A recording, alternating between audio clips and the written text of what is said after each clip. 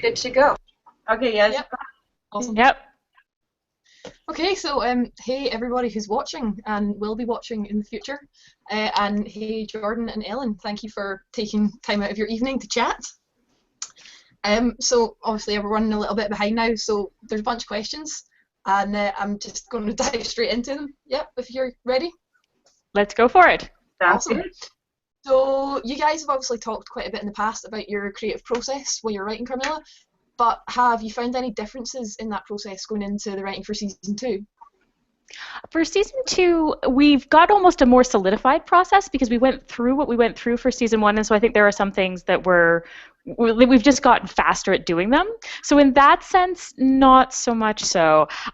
In the sense that it's the second season and you have different constraints in terms of, well, people know the characters, you're doing less introduction, you're doing more building of certain kinds of arcs, and it's a second season, so there are certain things that are structurally necessary. That's really where the difference lies, but Ellen's shaking her head like that because I can't really talk to you about those things.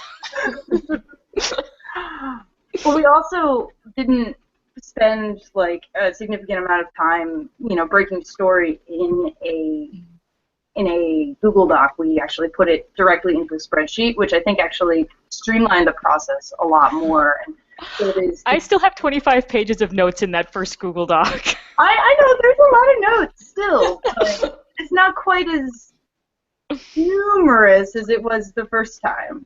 Yeah, it wasn't as much. You don't have to do as much of the primary brainstorming, right? Like there's a whole chunk of characters, we know who they are now, whereas when you're building them out the first time, you spend a lot of time running through them and sort of saying, well, this, but maybe this, but that doesn't, no, that's less useful.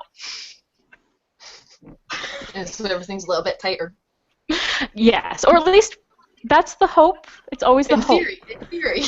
In theory, yes. The spreadsheet is definitely more hilarious this time. Yes, that's true. Ellen and I have now been in a room for a while before, so we're starting to develop shorthand, and I think we're definitely getting used to the fact that I do just write an alarming amount of notes in all caps where I'm like, this is the thing! Next. And then I just... Very important things have to be written in caps. Yes. Awesome. So, sort of in keeping with season 2, obviously now season 1's out and it's aired and you've sort of seen the response to it. Have your plans with where to go for season 2 sort of changed from where you were originally taking it, or has it stayed fairly similar?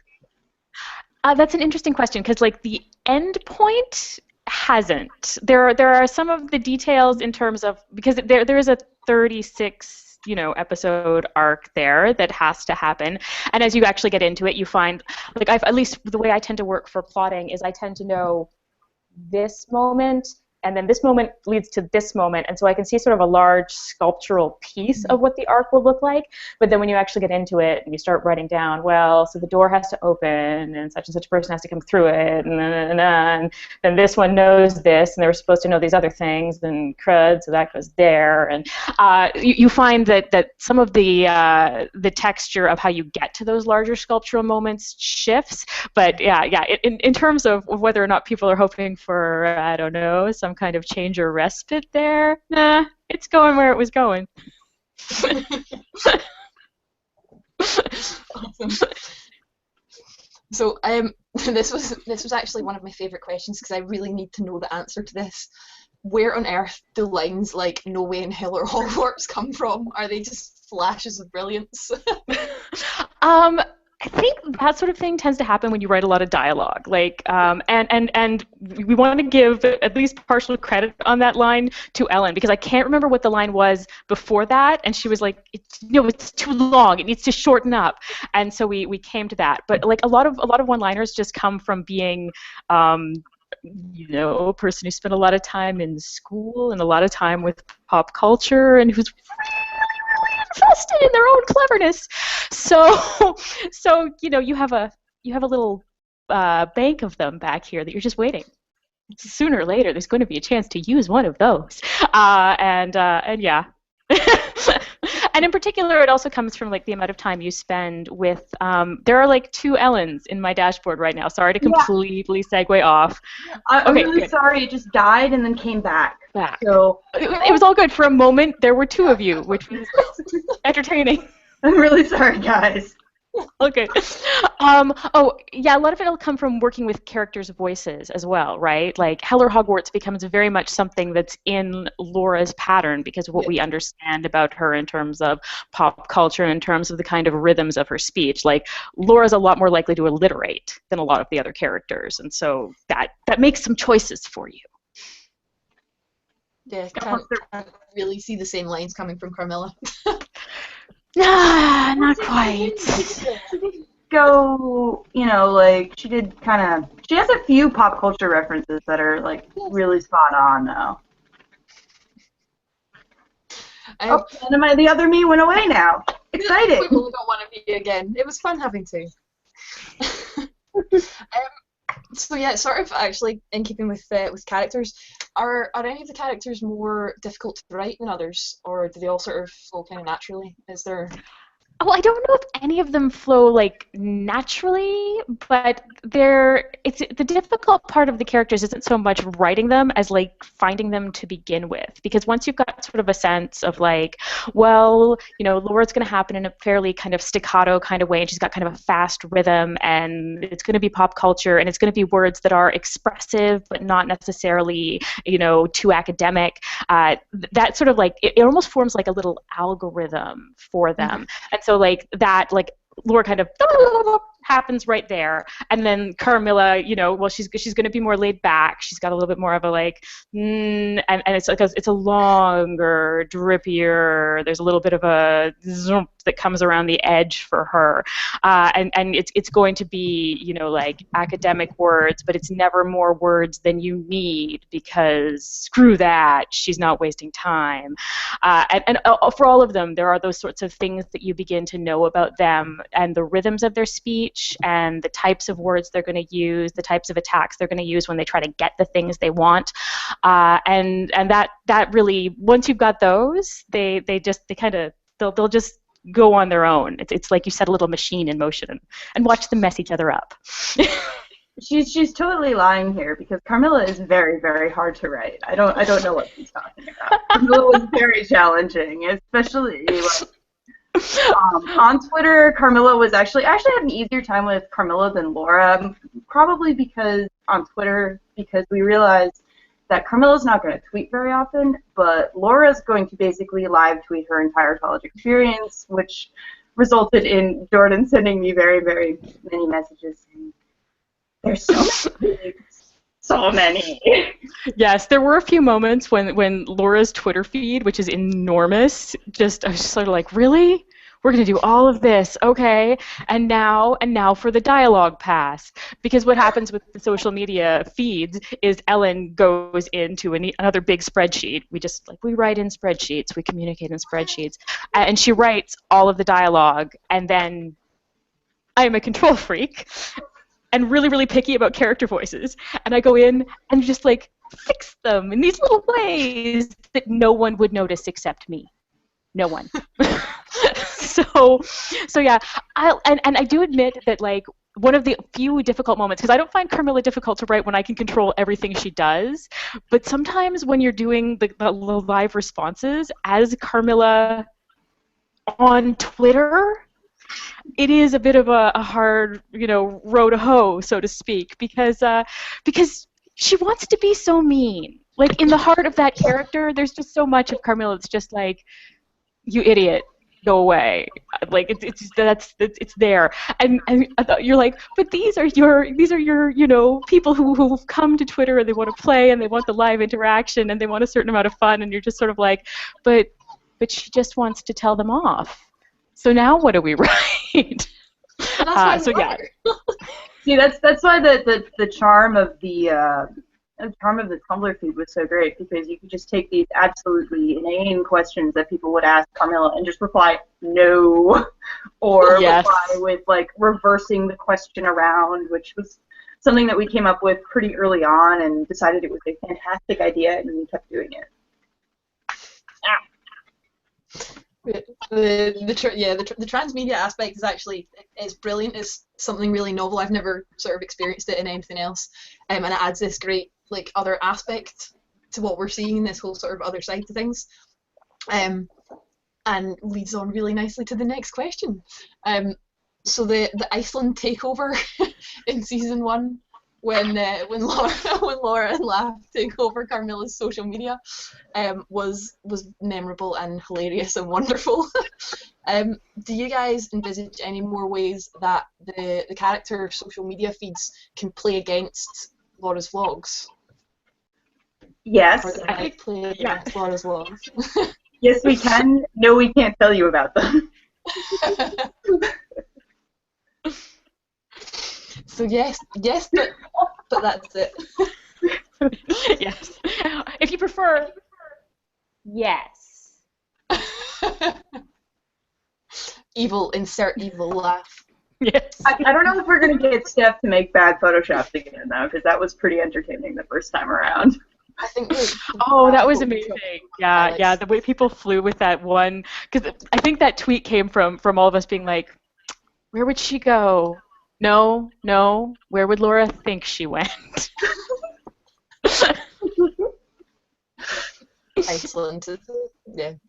It seems like a natural idea. Iceland.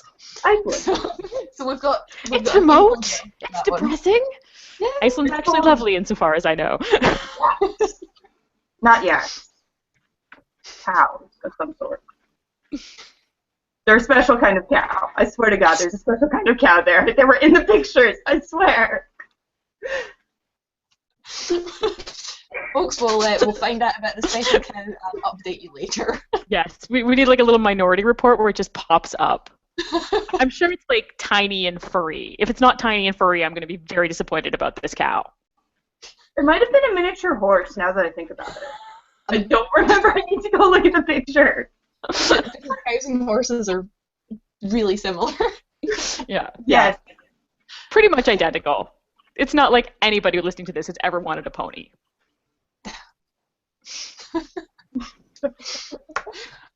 Things you've learned from this conversation, guys. So, Ellen, this is going to be sort of more directed at you, I think. So on the transmedia, the music character playlists obviously play a really big role in sort of giving us an insight into what they're thinking or what they're feeling. How did you go about building the playlists for the characters?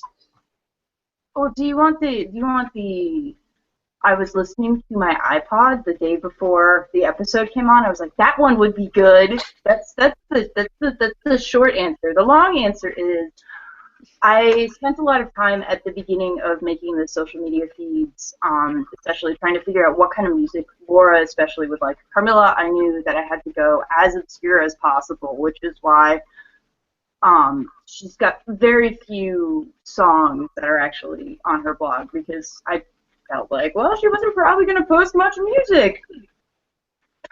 But Laura especially, like figuring out her musical taste as a 19-year-old girl in a setting where she probably wasn't really online a lot until very recently, just because of the nature of her father, and then going off of that, and so kind of working in this kind of like oldies sort of feel, as in you have the kind of more like 80s feel, like just to kind of like play in, and then a bunch of like, you know, Fleetwood Mac, Simon Garfunkel, you know, mom music. I swear that's kind of what people I know call that, in like a affectionate, this is the music my mom listened to when I was a kid, and now this is the music that I love and think about my mom when I listen to this music. So, but in Laura's case, she thinks about her dad and is sad about, because I think, when did she post the Fleetwood Mac?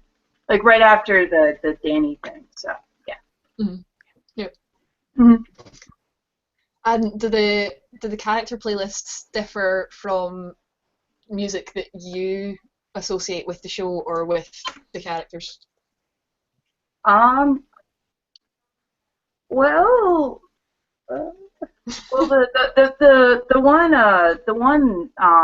like the lady metal playlist that I did for Carmilla, which actually Hysterically actually has a song in it that is about Carmilla the novella, which is really kind of cool. But that I felt like an internet detective when I found it.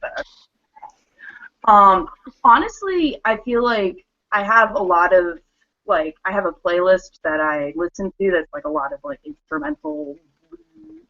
But just trying to figure out musical genres that contain themes that relate to the characters and it's always pretty fun. And although the Harry Likes Rap Christmas album was kind of just, I wanted to make a playlist and that just happened. I don't know if Jordan knows about that one though. Nobody minds. No, I missed that, but that's okay. I'll send it to you. It's actually pretty good. It's a great. It's very good. The Lady Metal playlist is exceptionally good as well. If you're watching and you haven't listened to it, you should go and listen to it. It's good. Yeah. Mm-hmm. Lady I Metal was listen to it a lot. It is good. It's great. So we're sort of approaching the last 5 to 7 minutes. So I'll make sure I don't go on for too long. There's a few sort of rapid fire questions. So if you guys could play any of the characters, who would it be and why? Because I'm a terrible, terrible actor, I would play the Dean. The Dean is never on stage. It's good. You're never seen. Exactly. And when she is, somebody else talks for her. It's good. I'm a terrible actress, also, and I'm not. You're not both allowed. Yeah, not good. No stage presence. I just kind of sit there and I have no idea what I'm doing. I wouldn't say I'd like to play the Dean because clearly Jordan is our evil overlord. So I guess I guess I could. Personality-wise, I could probably play La Fontaine pretty well. I can speak some mad truth when I want to. But I feel quiet like until very, very angry.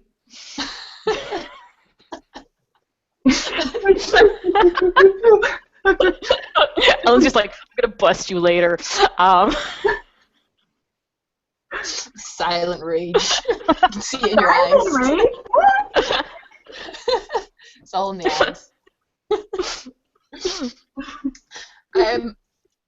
So can you give us a random factoid about any of the characters? I'm not exactly sure what random would be. But I wrote in my notes what's Laura's favorite season. Basically, if you guys want to shoot me questions for some of them. Oh yeah, well, Laura's favorite season of Buffy is definitely 3. That's definitely where Laura sits. And that's the thing, right? It's I don't know if I can pull random things in terms of the questions out, but if you ask me questions about them and I don't have to give you anything in terms of the narrative, I can answer those really easily. You just it's back over with the algorithm. So you have a few precious seconds here. Oh, the pressure. I can't. I'm trying to think of one random. I was unprepared for this. I know. Watching the two of you sort of sputter back and forth about that's going to entertain me for quite a while. You see, in my notes it says Jordan ? Because I wanted Jordan to do it, and now Jordan is like it. Well, okay. So let me see. Yeah, it's one of those things where I'm like, I would need a question. Does I think Laugh really likes plaid. I think that's something that I feel about Laugh. That would be a random thing. Really, really, I think enjoys, just because it's complex and there are a lot of perpendicular lines. That's not particularly nerdy. I think Carmilla secretly hates leather pants.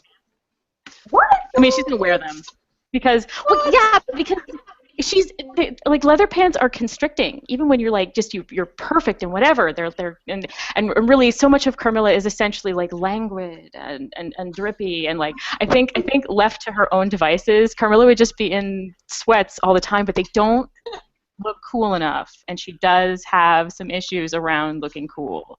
There's no way you've gone through that much of history and fashion, and no, she'll do them, but secretly secretly she's not enjoying it as much as she would if she were just, you know, in a really good bathrobe. She would really like a really good bathrobe. This is destroying everybody's vision of Carmilla. The most important thing that can be taken from this conversation is that Carmilla secretly hates leather pants. I don't know what's going on in the world anymore. The world just doesn't make sense. I've just upended everything. Good job, Jordan. It's the paradox at the heart of the character, really, is that she should forever look so good in the leather pants and never really get to appreciate them the way we do. I'm too broken to ask any more questions. Jordan, what color, if Perry were to paint her toenails any color, what color would Perry paint her toenails? Ooh, that's a good one. Like sunshiny yellow. She would like sunshiny yellow. She would like pink, but it would have to be like a rose pink. It couldn't be anything too abrasive. That would be upsetting. Maybe a nice French manicure, but that seems not cheerful enough, so probably not that.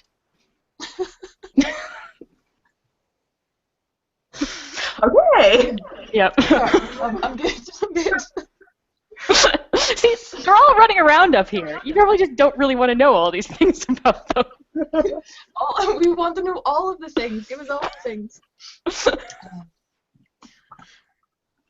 That's just totally thrown me off with the leather pants thing. I'm sorry. That was literally just something I was like, what's the thing that I can tell you about Carmilla that doesn't spoil plot developments later on? I expect to see lots and lots of manips with Carmilla in bathrobes. On Carmilla's head, on person in a bathrobe.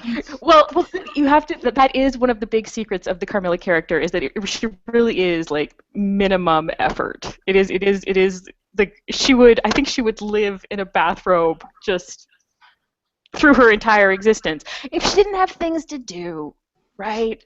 Maybe people to lure into, romantic trysts of some kind. That's hard to do in a bathrobe. That's really, it's the only reason to put pants on at all. Bathrobe, Why else would you wear pants?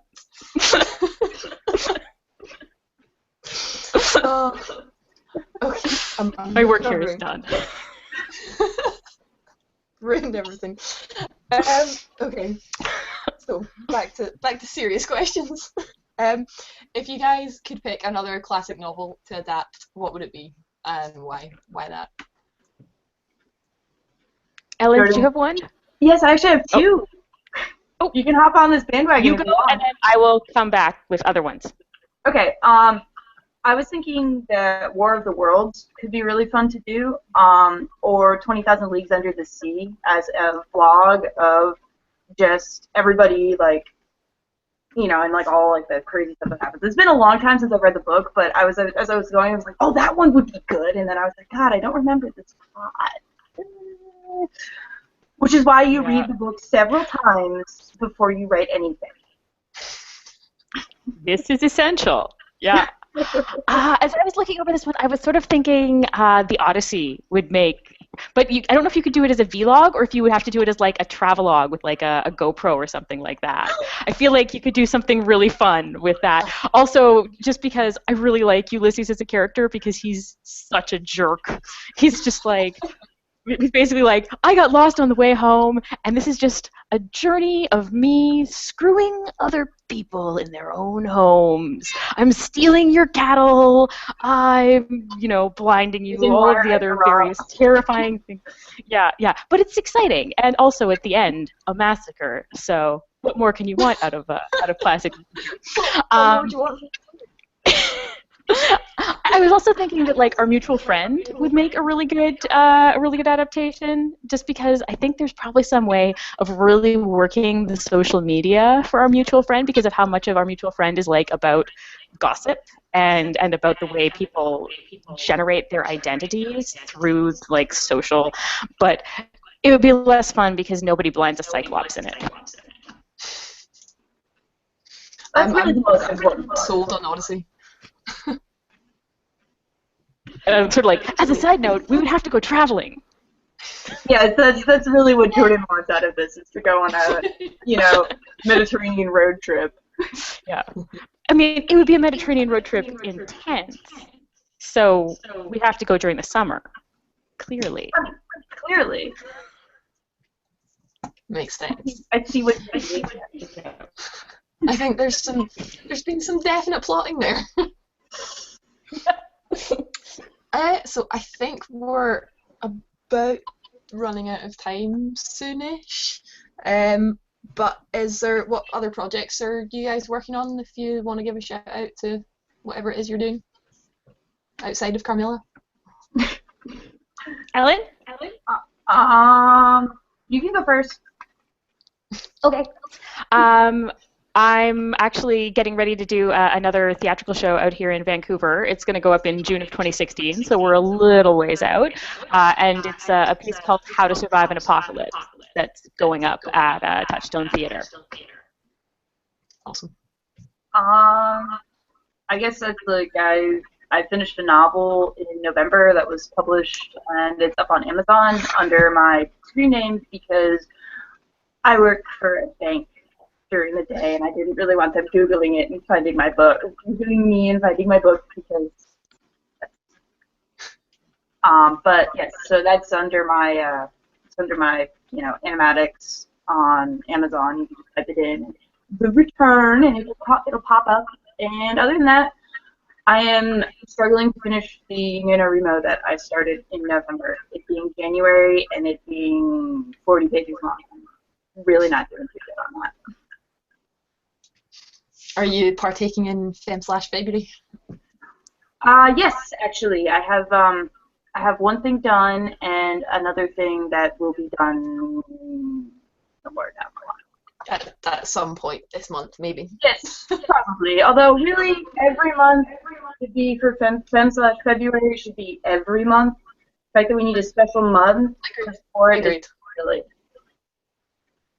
Every month should be Fem/month. Yes. I approve. So, hang on. Timer we at? Look at that. I was like, make sure I finish up in time. And now we've got minutes to spare. Ooh.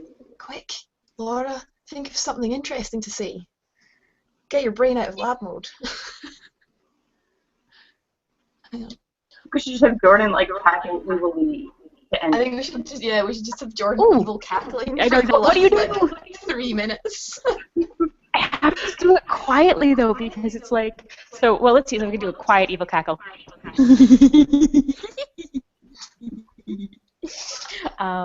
That is quite a lot of what you do when you're plotting. You're sort of like, ooh, this little person will go over here, and this little person will go over here. So there's that. So I have visions of your notes with just little demons drawn on them, little devil horns drawn all over everything. No, those are actually my notes that are sent back. yeah. So you just send them back with emojis all over them. I actually when we were getting when I was first getting the scripts, Sometimes. Everything just glitched. Yeah, we're out of sync. It's we did this too close to Groundhog Day. Uh-oh. Is it angry? It seems a bit angry. There's a demon in the internet. Oh no! No, we can't have that one. The first season of Buffy did that one. Yeah. That was back when the internet was actually like a scary new thing where there could be demons. Now we know there are. Yes. I have a genuine problem in my life of making random Buffy references that nobody seems to get, and I'm like, I'll take the credit for that bit of humor that you think I came up with myself. Totally wasn't from Buffy. I've gone all glitchy again. Oh, technology. Oh. Yeah, mine actually looks like it's going okay. I've lost Jordan. No! Yep, I came back. Yeah. Jordan's back. We're good. We're good. Okay. Alright, I've so... gone again. I'm not going to swear at the computer because it does say along the bottom of my notes, watch your language. So I'm not going to swear at the computer. I'm just going to be quietly annoyed. Come on. Have I gone again? No, you're here. Nope. I can see you. Jordan's gone again. I've Jordan lost is- Jordan again. Jordan is... froze. I clicked on her and I can't even see her anymore. That's kind of sad. Nope.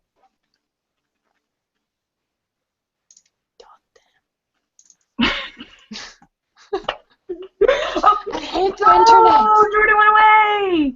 No! Oh no! Alright, Jordan's back. Bye! Okay, I'm just going to ask you. I'm just going to find random questions to ask you then. Oh no! Until somebody comes back and kicks me off. Where are my extra questions? Oh, hang on. I'm losing you now. Oh. I completely forgot there's still people watching us. Hi, people watching this. We're sorry that technology hates us. It's Yes. not our fault. It's not our fault. Barb Gorella's invited Jordan back. Come back, Jordan. Alright, I guess we could random question. Hey, Jordan's back. Yes. Hey, Jordan's back. Hi. I'm gonna go and I'm gonna find some random. Okay. Where did I drop out? There's a while. I don't know, but we missed you. I was like, Oh, hang on. Twitter is telling me that somebody has made an account for Carmilla's bathrobe. Oh my goodness. Look what you've done! Yeah, good job, Jordan. Yep. Carmilla's bathrobe is officially on Twitter. I love the little accounts though, like all the special accounts. They're very funny. They are hilarious. I like the Laura and Carmilla Google's accounts. They give me a good laugh. And on that note, just as we've got you back. Oh, I think we've lost Jordan again. sorry. Have we lost No, Jordan I again? can hear her. Oh, the Jordan came back. You're sort of here and then not. Anyway, on that note, now that we've got you back, it's time to say goodbye. It's starting to feel very resistant. Say what? Oh no! He's gone. Somebody screen cap that. Right. Just don't mind me. This is great. Okay. Yeah. I'm being told to wrap it up now. So. Okay. Jordan's already gone. She's out. She's like, no, I'm done. I'm done. Oh no. Well, I guess. Oh well. Oh well. She's properly gone. Well, thank you for chatting and the hilarity. It was cracking. You're most welcome, and I guess you're welcome from Jordan too, who is plagued by the internet demon. Yeah. So I guess. Thank you very much, and yes, everybody who was watching, we're sorry. we're sorry for the technical difficulties at the end. Yes. Not our fault. Don't blame us. See ya. Bye.